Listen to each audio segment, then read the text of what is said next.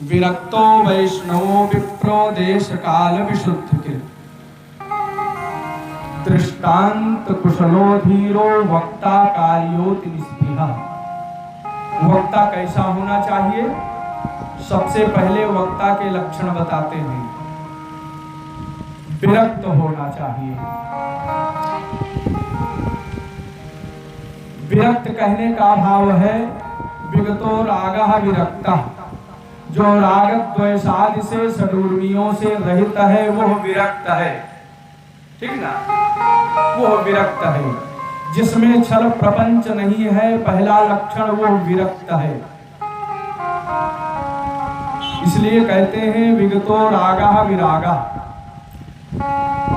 एक व्याख्या और है विगतो रक्त संबंधा, जो रक्त के संबंध से विरक्त है, अलग है अपने आप को। कोई मरे कोई जिए कोई मतलब नहीं है, आत्मा राम है। ऐसा एकांत में रहने वाला, देश दुनिया से रहित, खबर से रहित, अपने पराये के भेद से रहित महात्मा विरक्त पदवाच्य कहा जाता है।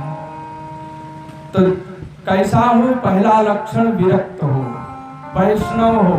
दूसरा लक्षण विरक्तो वैष्णवो विप्रो।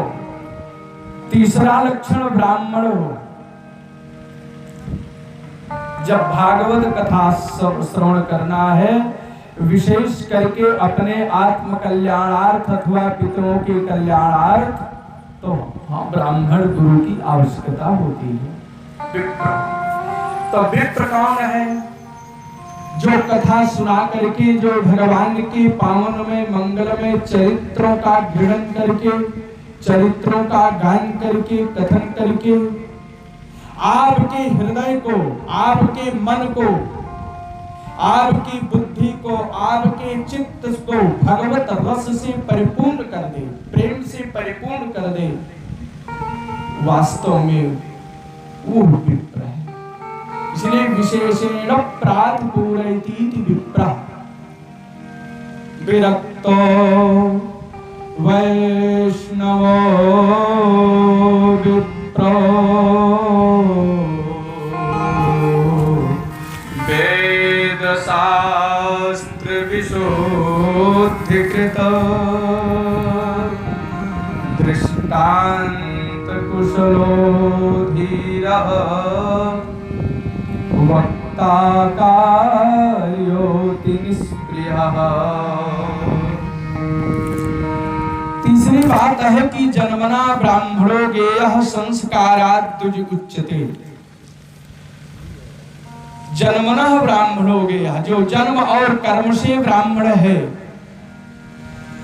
ऐसे आचार्य से कथा को श्रवण करना चाहिए। ठीक ना? जन्म से। इसमें बड़ी महत्वपूर्ण बात यह है कि जन्मना ब्राह्मणो गेयः, ब्राह्मणी पिता माता हो, ब्राह्मणी ही पिता हो, दोनों के द्वारा जिस बालक की उत्पत्ति हो वह ब्राह्मण है और सभी संस्कार से युक्त है। समय पर यज्ञोपवीत है, गायत्री है, उपदेश है, सब कुछ हो। इसलिए जन्मना ब्राह्मणो गेयः संस्कारात् द्विज उच्यते। वेद पाठी भवेद विप्र श्रोत्रियस्त्रिभिरेव च। वो ब्राह्मण। तो ऐसे 6 विशेषण बताए गए हमारे व्यास के। ऐसे व्यास से कथा सुननी चाहिए और श्रोता के अंदर में भाव होना चाहिए कि हे स्वामी, हे करुणा निधान, मैं संसार सागर में डूबा हुआ बड़ा ही दीन हूं। मैं इस संसार सागर में पता नहीं कितने जन्मों से डूब रहा हूं। इसके सुख दुखादि द्वंद्वों का सहन कर रहा हूं।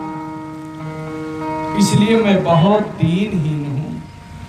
कर्मों के मोह रूपी ग्राह ने मुझे पकड़ रखा है। आप इस संसार से मेरा उद्धार कर दीजिए। ये भाव होना चाहिए। संसार सागरे मग्नं दीनं मां करुणानिधे कर्म मोह गृहीत तप्तंगम मामुद्धर भवानवा। आप मेरा उद्धार करेंगे। तो अंततः यह निर्णय हो गया कि कथा में भाव ही प्रधान है।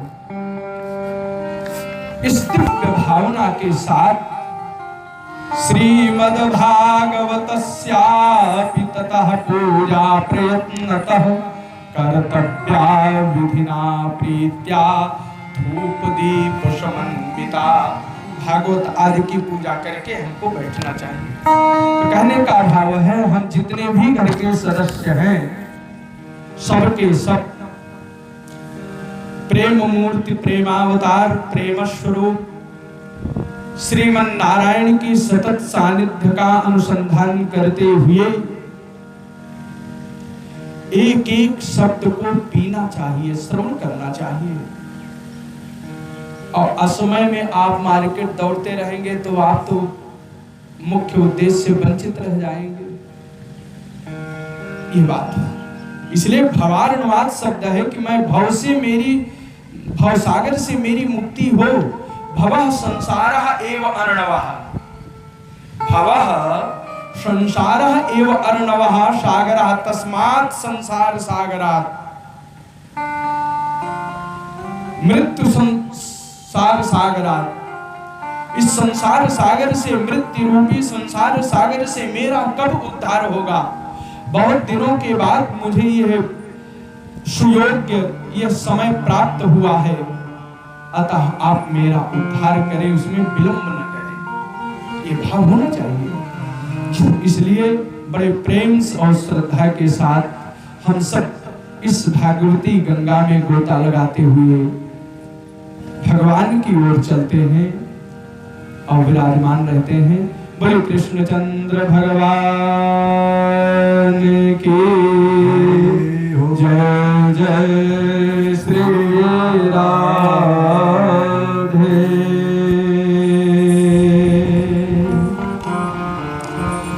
गोविंदा गोपाला मुरली मनोहर नंद लाला। गोविंदा गोपाला मुरली मनोहर नंद लाला। गोविंदा गोपाला मुरली मनोहर नंद लाला। गोविंदा गोपाला मुरली मनोहर नंद लाला। मेरा मुरली मनोहर नंद लाला।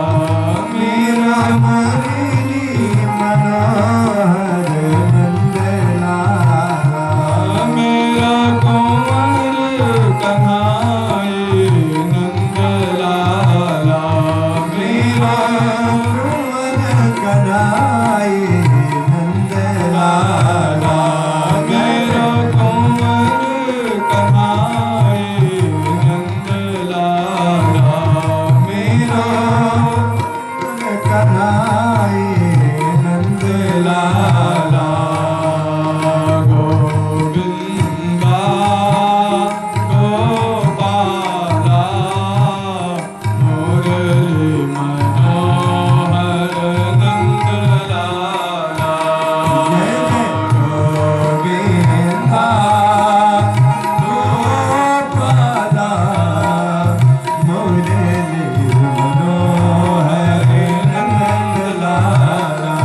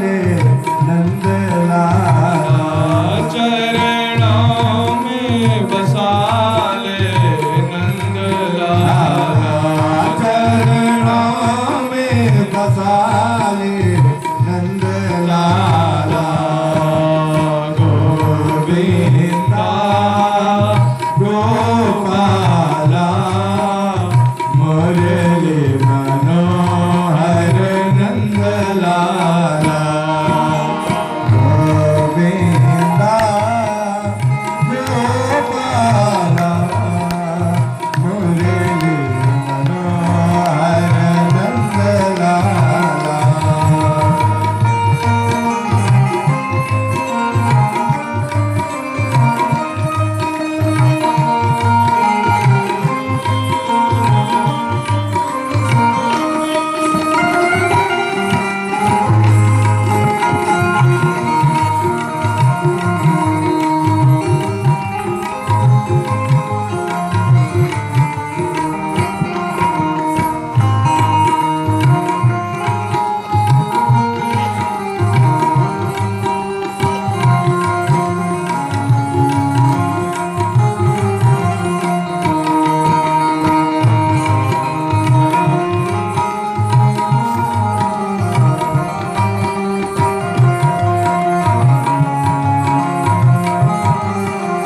तेरी दास कहाँ हो नंद लाला तेरी दासी कहाँ नंद लाला तेरी गाय चराऊं नंद लाला तेरी गाय चराओ नंद लाला तेरी सेवा कराऊं नंद लाला तेरी सेवा करो नंद लाला तेरी दासी कहाँ नंद लाला तेरी दासी कहाँ नंद लाला गोविंदा गोपाला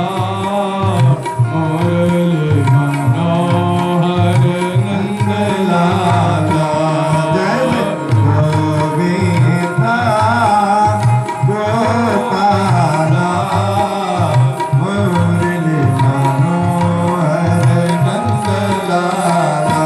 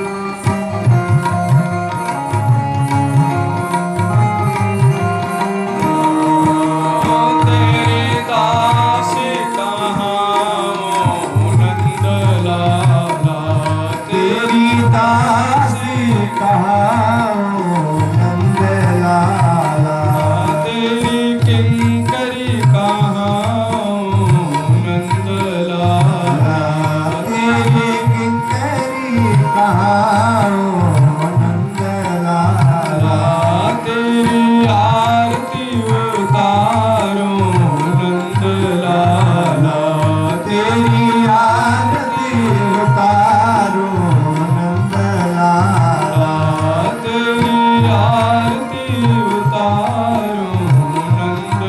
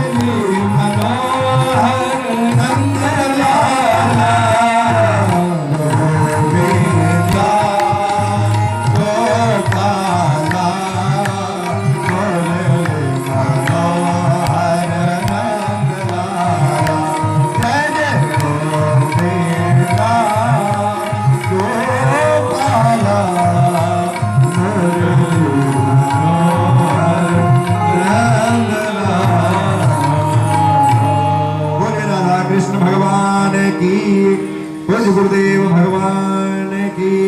संसार सागरे मग्नं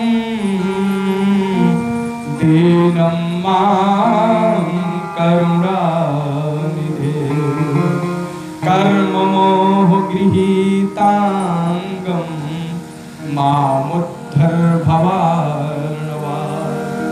भगवान से यही प्रार्थना होनी चाहिए। श्रोता को, दास को भगवान के श्री चरणों में बैठ करके कथा पंडाल में केवल एक भाव होना चाहिए, हे करुणा निधान, मैं संसार सागर में डूब रहा हूं। युग युगांतर, जन्म जन्मांतर, प्रलय प्रलयांतर से इस संसार सागर में डूबा हुआ हूं। पुनरपि जननम पुनरपि मरणम और पुनरपि जननी जठरे शयनम। बार बार जन्म और मृत्यु के चक्कर में फंसा हुआ मैं दीनहीन हूं। हे करुणा निधान, कर्मों के मोह रूपी ग्राह ने मुझे पकड़ रखा है। कर्मों के मोह रूपी ग्राह ने मुझको जकड़ रखा है। कर्म ग्राह किसने पकड़ा है? कर्म रूपी ग्राह ने। कौन से कर्म? कर्मों के मोह रूपी ग्राह ने मुझको अच्छी तरह से जकड़ रखा है। अतः मैं संसार सागर में डूब रहा हूं। आप मेरा कब उद्धार करोगे?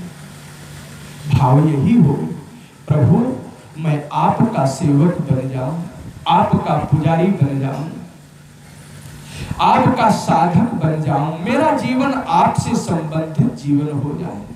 भागवत कथा भगवान के संबंधियों को भागवत कहते हैं। भगवान से संबंध रखने वाली प्रत्येक वस्तु को स्वीकार कर लेना सेवक का प्रथम कर्तव्य है। जो भगवान का है वो आपका है।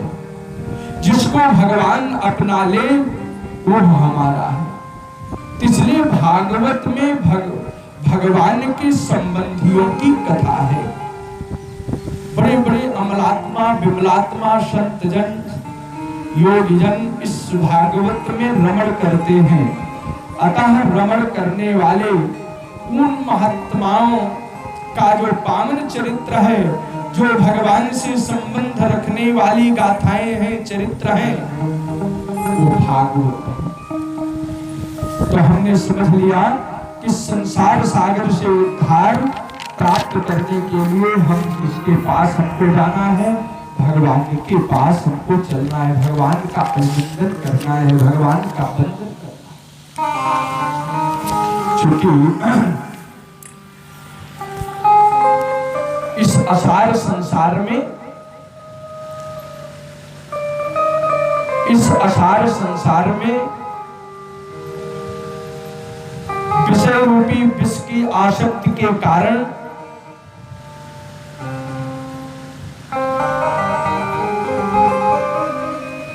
हम सब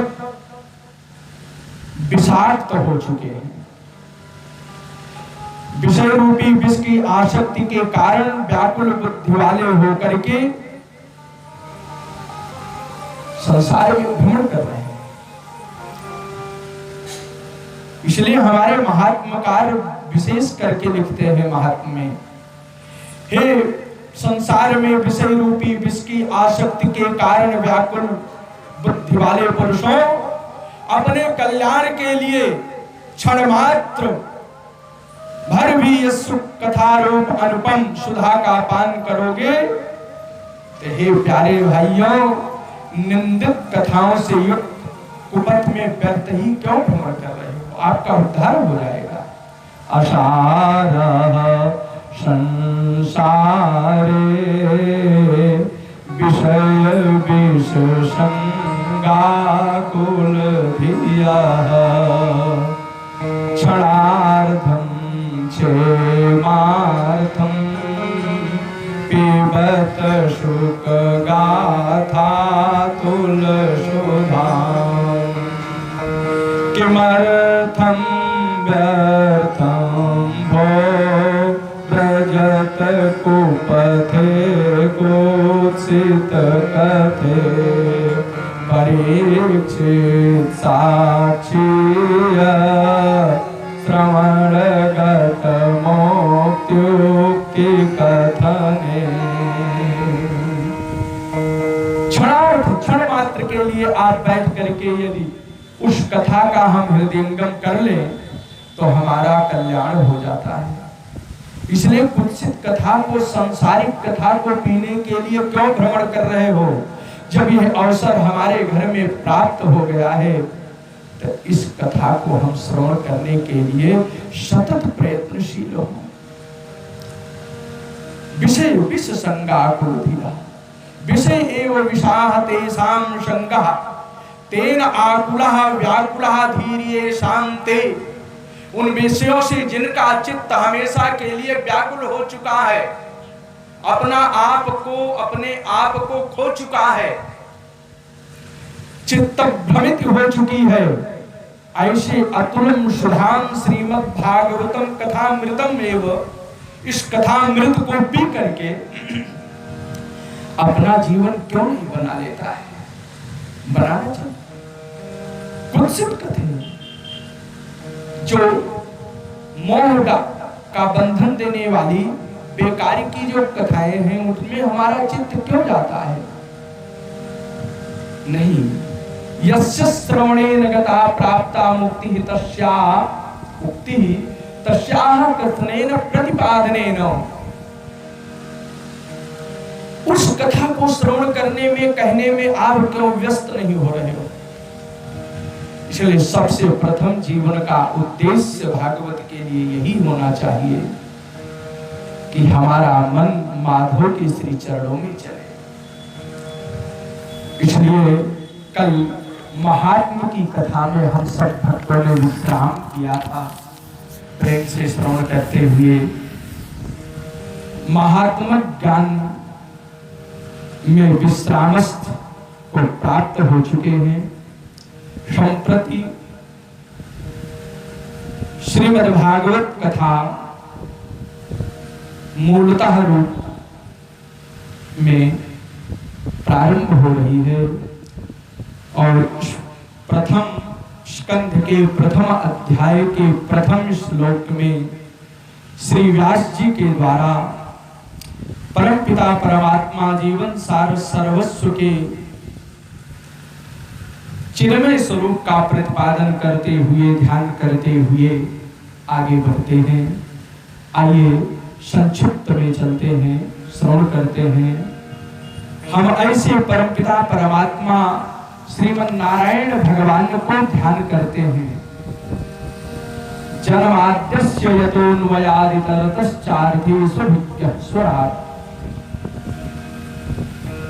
यतः यस्य जन्मादि, जिन परमेश्वर की कृपा से इस संसार जगत का पालनादि हुआ है,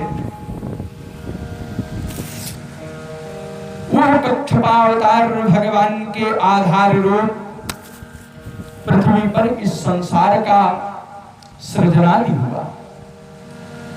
जो संसार का सृजन करने वाले हैं, पालन करने वाले हैं, संहार करने वाले हैं, ऐसे सच्चिदानंद घन परमात्मा, सच्चिद घन आनंद परमात्मा, जीवन सार सर्वस्व श्रीमन नारायण को हम सब प्रणाम करते हैं।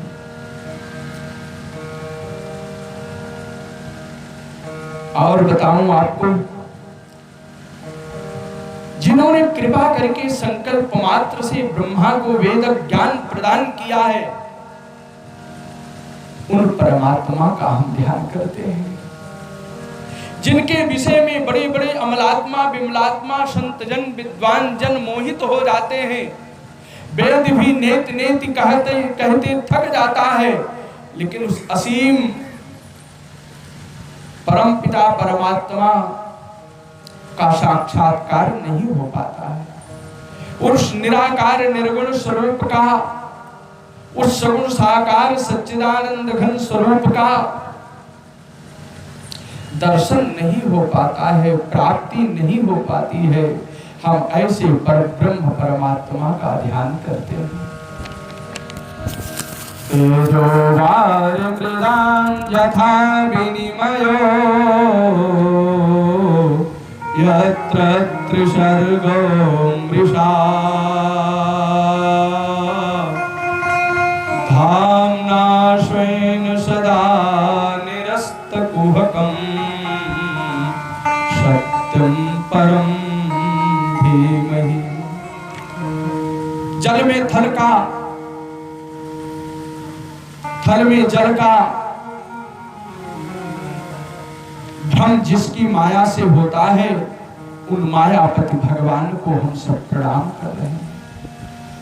जिनकी कृपा मात्र से सारी माया निरस्त हो जाती है, छल छद्म कपट समाप्त हो जाते हैं। एक अशेष परब्रह्म परमात्मा सत्य स्वरूप परमपिता परमात्मा ही मूर्तिमान दृष्टिगोचर होने लगता है। परमात्मा ही परमात्मा इस संसार के प्रत्येक पदार्थों में परिलक्षित होने लगता है। हम उस परब्रह्म परमात्मा का ही ध्यान करते हैं।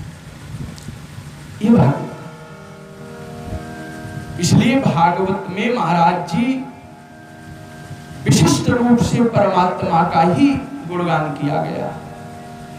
और जिस धर्म की जय बोलते हैं कि धर्म की जय हो अधर्म का नाश हो, वास्तव में भागवत में जिस धर्म का निरूपण किया गया है वो उस धर्म कपट से रहित धर्म है, समता प्राप्त कराने वाला धर्म है, भगवत प्राप्ति कराने वाला धर्म है, भगवत प्राप्ति जन्य जो धर्म है उस धर्म का निरूपण किया गया है। यह भगवान की प्राप्ति करने का जो मार्ग है वो राजमार्ग है, हाईवे है। कौन सा मार्ग है? हाईवे मार्ग है, राजमार्ग है। और इस राजमार्ग पर सबको चलने का अधिकार है। ऐसा नहीं है कि आप कहते हैं कि मैं चलूंगा, आप नहीं चलोगे। ये 6 लेन की जो हाईवे सरकार ने बनवाई है, ये सबके लिए बनवाया है। उसी प्रकार से भगवान ने एक राजमार्ग प्रदान किया हमको, आपको एक हाईवे प्रदान किया। ब्राह्मण क्षत्रिय वैश्य शूद्र स्त्री पुरुष कोई भी हो, पशु पक्षी यक्ष गंधर्व किन्नर कोई भी हो, उस राजमार्ग से होकर के मेरे पास चले आए। उस राजमार्ग का क्या नाम है? वो है वैदिक धर्म है, वो सनातन धर्म है। यही राजमार्ग है, जहां जिस सनातन धर्म में कोई भेदभाव नहीं है, जिस सनातन धर्म में समत्व भाव रखने से ही पुष्टता प्राप्त होती है, जिस सनातन धर्म को अपनाने से मार्ग के प्रत्येक क्षण में भगवान की कृपा दृष्टिगोचर होती रहती है, वो केवल राजमार्ग सनातन धर्म है। तो कहो महाराज जी, बहुत से पंथ हमारे भारत में हैं, बहुत से संप्रदाय हैं, ईसाई धर्म है, मुस्लिम धर्म है, सिख धर्म है, जैन धर्म है, बहुत से लोग हैं। अब इस पर विचार करें तो सबसे मूल्य बात यह है कि जैसे राजमार्ग से छोटे छोटे मार्ग निकल जाते हैं गांव में जाने के लिए, वैसे ही वैदिक सनातन धर्म रूप मार्ग से छोटे छोटे मनमानी मार्ग जो है लोग अपनी सुविधा के लिए निकाल लिए। हरित भूमि तृण संकुल अशोझ पर नहीं पंथ, अतिमि पाखंड बादते लुप्त हो सदग्रंथ। बाकी तो धर्माभास है, धर्म नहीं है। धर्म तो केवल एक है, जहां छल नहीं है, जहां कपट नहीं है, जहां स्त्री पुरुष का भेद नहीं, अपने पराये का भेद नहीं है, जहां सबसे समत्व, सब में समत्व बुद्धि प्राप्त होती है, वो केवल एक राजमार्ग है।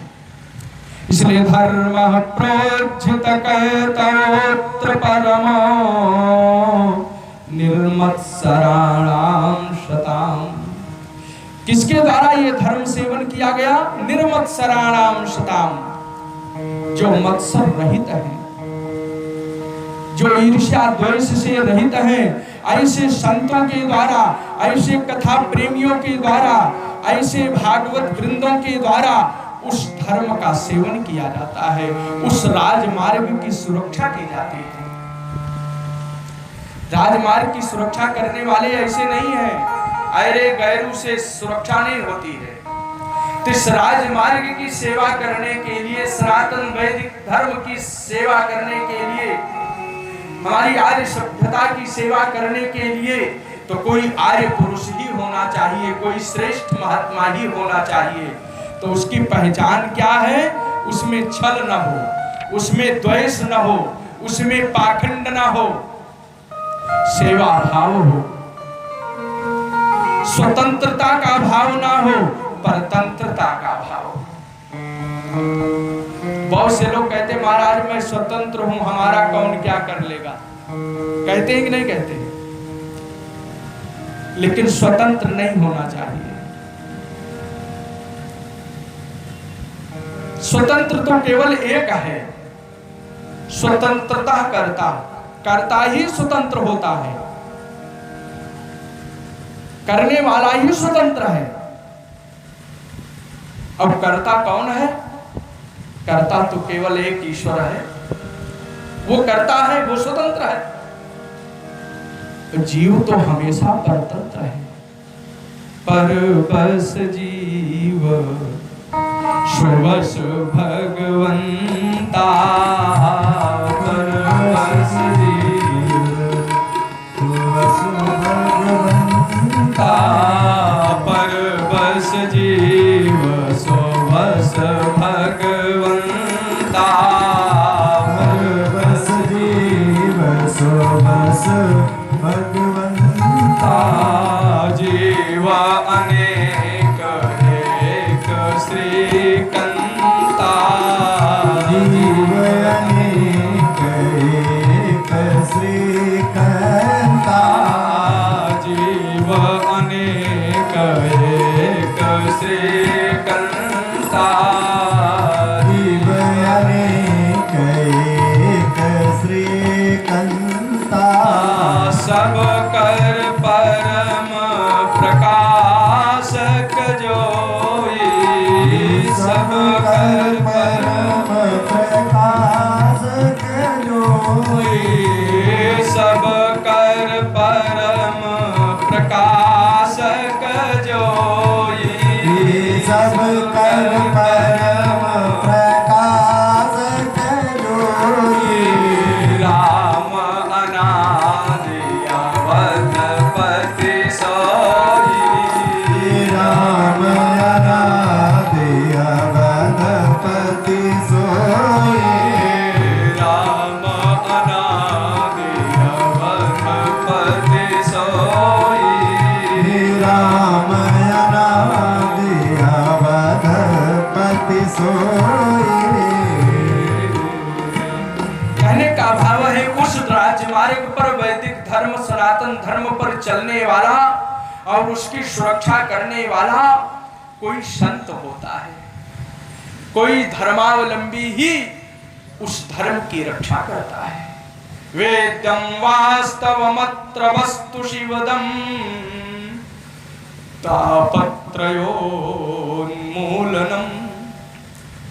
जब वो संत, वो महात्मा, वो भक्त उस सनातन धर्म की रक्षा करता हुआ सनातन मार्ग का पथिक बन जाता है, तो जो संसार में वास्तविक वस्तु है उस वस्तु का उसको बोध हो जाता है, चलते चलते उसको परिज्ञान हो जाता है।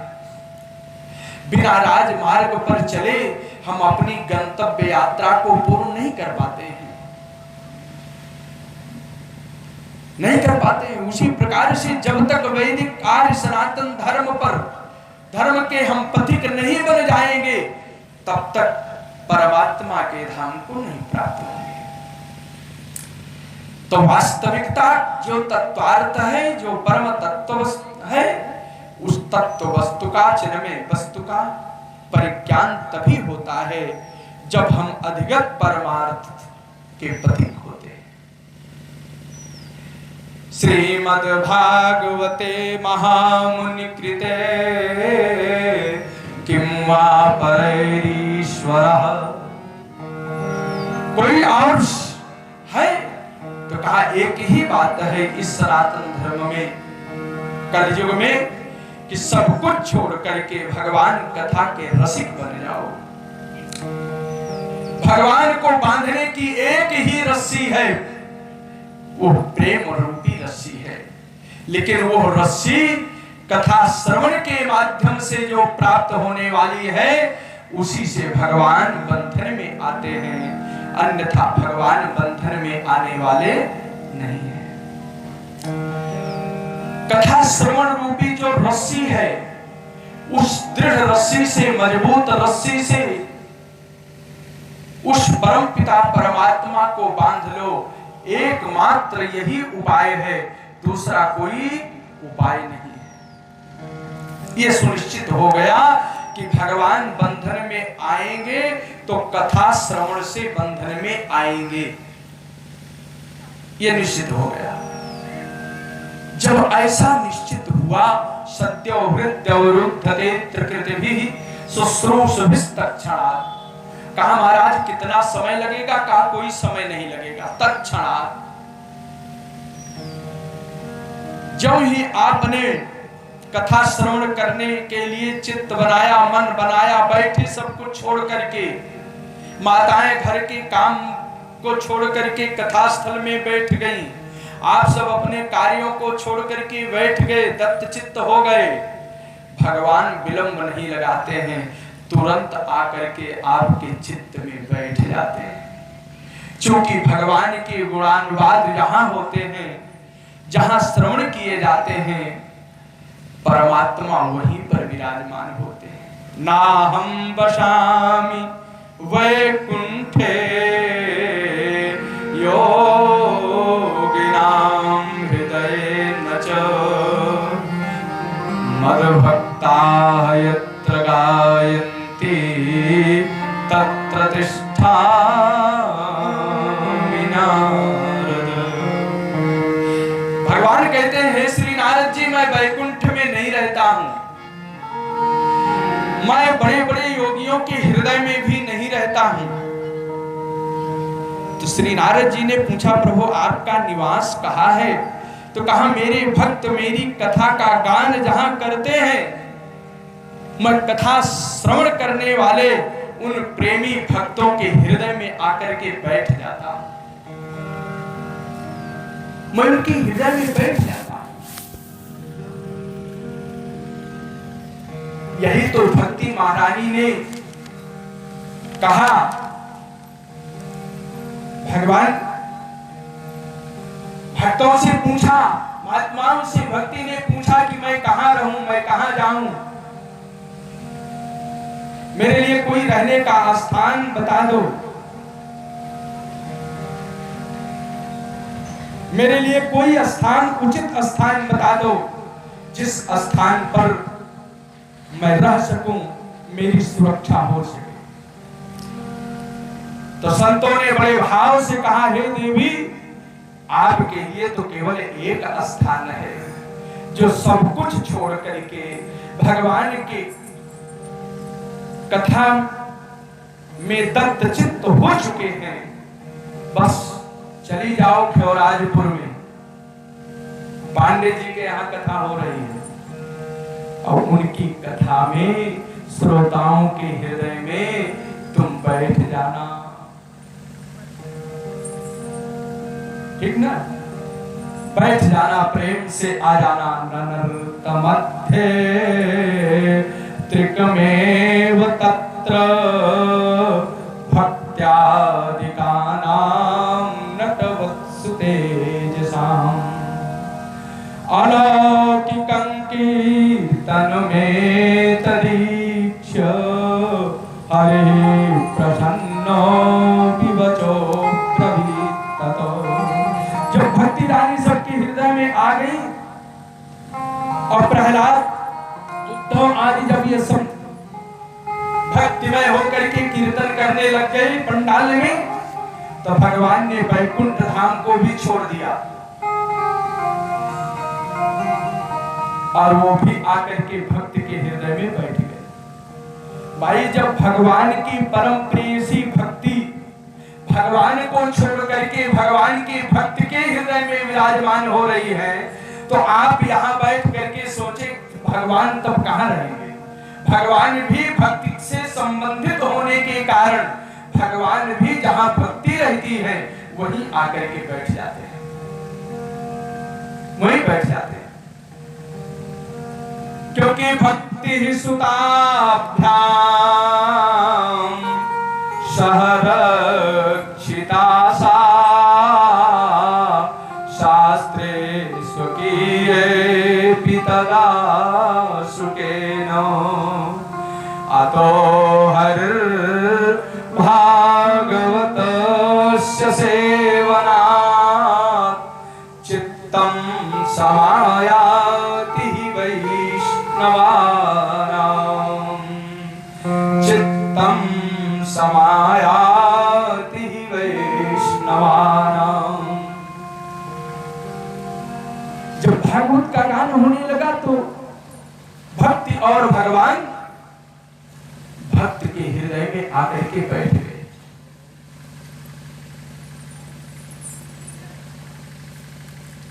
इसलिए महात्मा कहते हैं कि तदुपरांत श्री सुखदेव जी ने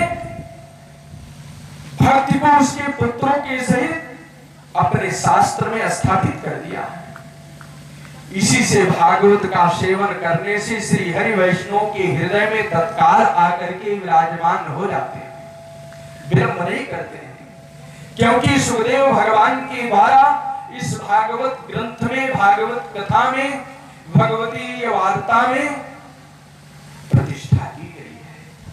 भक्ति और ज्ञान और वैराग्य की प्रतिष्ठा की गई।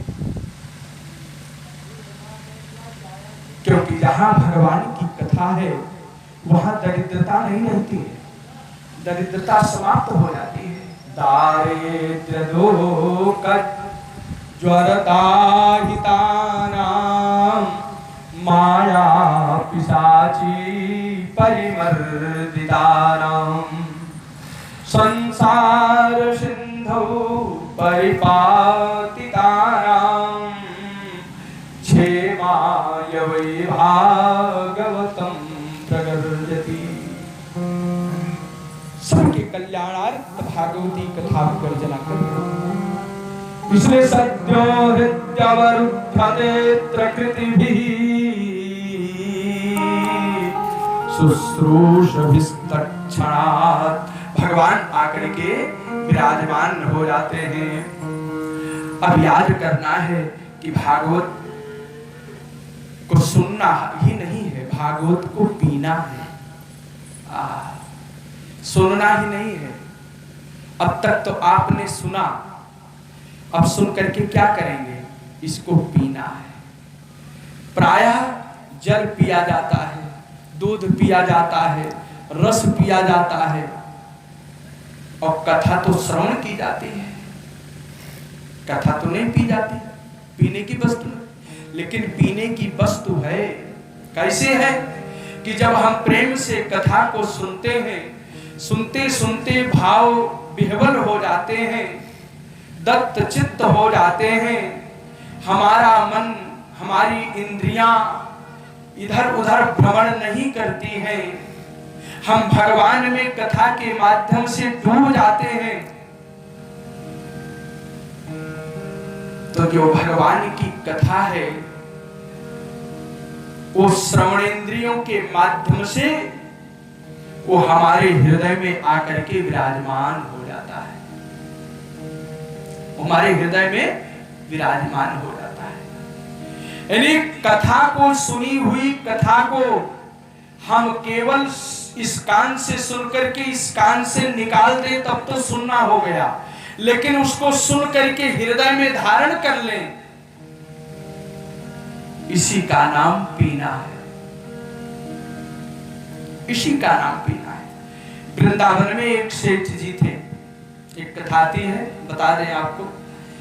तो एक सेठ जी थे, बिहारी भगवान श्री कृष्ण की 2 मूर्ति रखे हुए थे। दोनों मूर्ति एक आकार की, एक वजन की थी। लेने वालों ने पूछा, भैया ये मूर्ति कितने की है?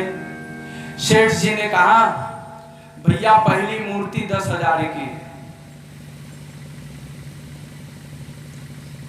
कहा भैया दूसरी वाली कितने की है? कहा दूसरी वाली 50,000 की। तो कहा महाराज अंतर क्या है? दोनों मूर्ति एक नाप तोल में है, उतनी ऊंचाई उतनी चौड़ाई, वही धात, अंतर क्या है? कहा अंतर बता दे। कहा ठीक है। सेठ जी ने एक डोरा लिया और उस जब मूर्ति के कान में, पहली मूर्ति के कान में डोरा डाला तो इस कान से डाला, इस कान से बाहर आ गया, अंदर जाने का रास्ता ही नहीं था। कहा ये तो भैया 10,000 की।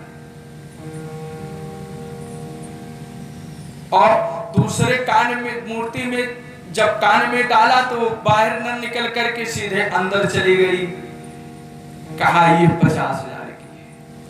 ये भगवान की कथा है। सुन करके हृदय में धारण कर लेना, हृदयंगम कर लेना, अच्छी बात को धारण करना और बाह्य वृत्तियों का त्याग कर देना, यही कथा का निचोड़ है। आज हम कथा सुन रहे हैं, सुनने के बाद जब अपने बिस्तर पर जाएं तो सोचें कि आज व्यास जी ने क्या सुनाया। नींद आने के पहले आधा घंटा 1 घंटा जब तक नींद ना आवे, उस कथा के विषय में सुनते रहो, सोचते रहो।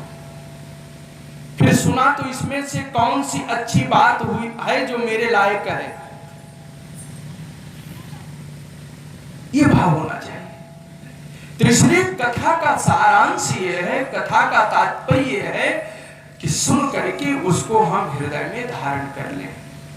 ते भागवत की कथा जो है ये एक दिव्य फल है, जिसको केवल खाना ही नहीं है, पाना ही नहीं है, इसको पा करके इसको पी लेना है। तो कहा महाराज फल में गुठली भी होती है, छिलका भी होता है, उसको छोड़ दिया जाता है, रस रस ले लिया जाता है।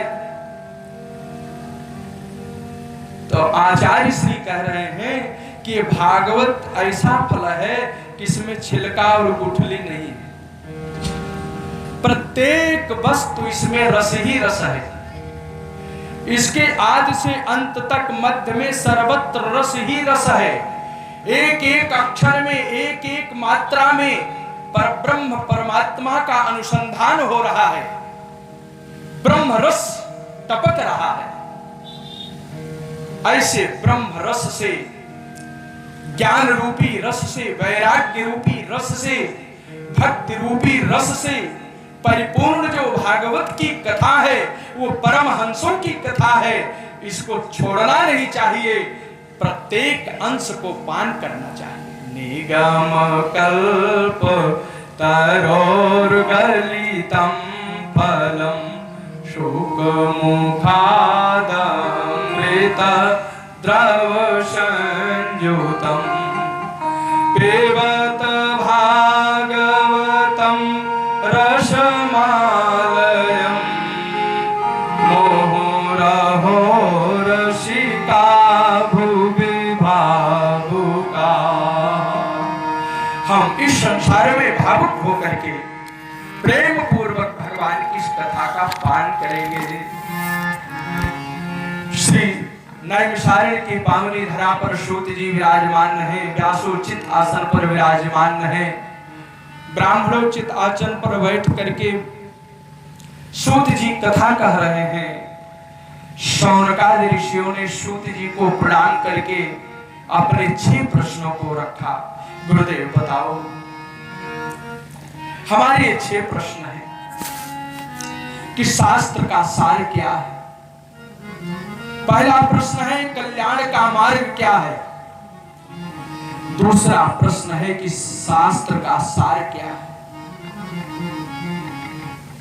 पहला प्रश्न कल्याण का मार्ग क्या है। कौन पूछ रहा है? अरे गैरू वाला कोई नहीं, भारत का मनीषी विद्वान, भारत का प्रधान मस्तिष्क, ऋषियों की सभा में विराजमान सौनक जो ऋग्वेदी ब्राह्मण है, वो सूत जी से पूछ रहे हैं कि महाराज शास्त्रों में कल्याण का मार्ग क्या है। दूसरा, शास्त्रों में सार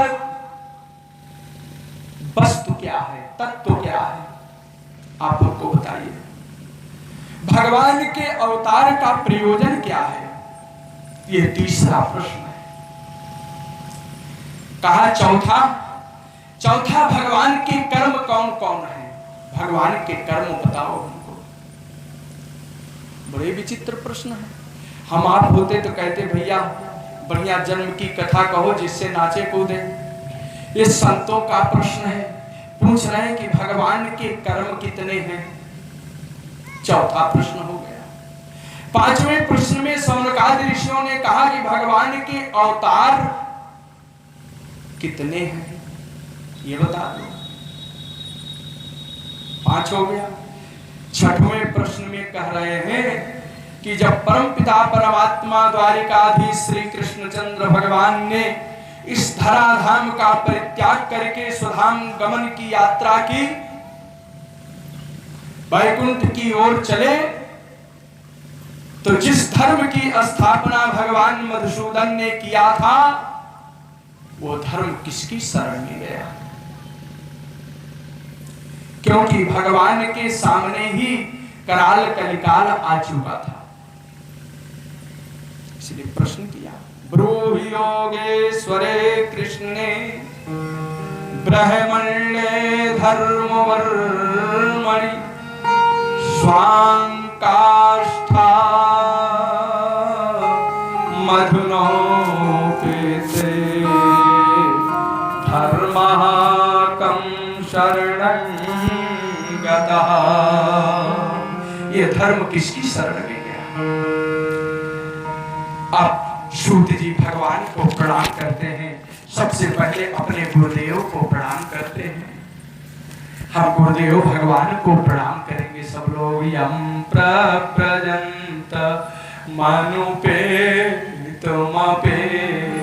कृत्यं द्वैपायनो विरह कातर आजुभाव पुत्रेति तन्मयतया सर्वो विनेदो स्तं सर्वभूतहृदयं मुनिमानतोऽस्मि। यहाँ कहते हैं संन्यास की इच्छा से संन्यास के लिए जाते हुए जिस समय श्री सुखदेव जी का यज्ञोपवीत संस्कार भी नहीं हुआ था, उपनयनादि संस्कार से जिनका